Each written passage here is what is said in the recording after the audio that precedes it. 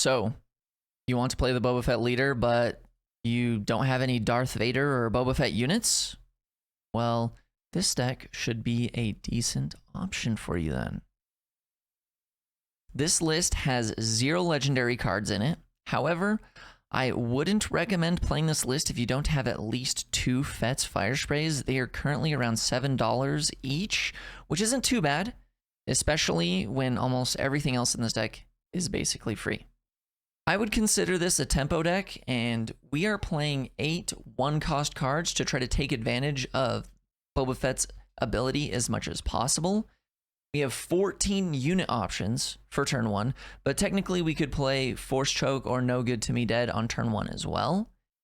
If we play Crafty Smuggler or Cartel Spacer on turn 1 and our opponent plays a 3 health unit in that same arena, we can use Shoot First to defeat that unit, and then also get a refund from Boba Fett immediately, which should allow us to play a Cell Block Guard or a 7th Fleet Defender still on turn 2. A lot of our turns are going to be trying to plan out a favorable trade that also maxes out our resource refunds from Boba Fett.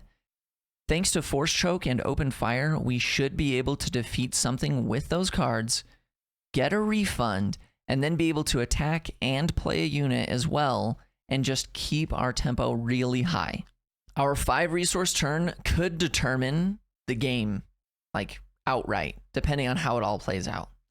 We could open fire a unit and then use Leader Boba's ability to refund and still play a 3-cost unit like Cell Block Guard, then deploy Boba Fett, then attack with Fett, getting 2 more resources, which could allow us to play a 2-drop or 2 1-drops. Or we could even Force Choke something that our opponent plans on attacking with us first on the next turn. That's a lot of power for our opponents to deal with when we enter the 6 resource turn, which would probably look like us hitting their base with everything and then deploying Fire Spray that will also hit them for 5. It's crazy.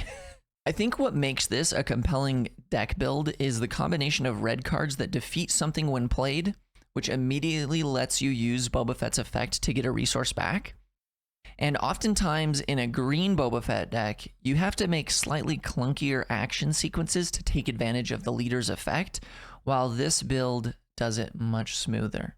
If this wasn't enough red villainy for you and you're curious if there is a Thrawn deck that might be good enough, go check out my other video I made. I made it just for you. If you watch till the end, let me know how many Boba Fett units you have in the comments below, okay? I have 0. Okay, here we go. I would consider Bobby, no, you're freaking grounded.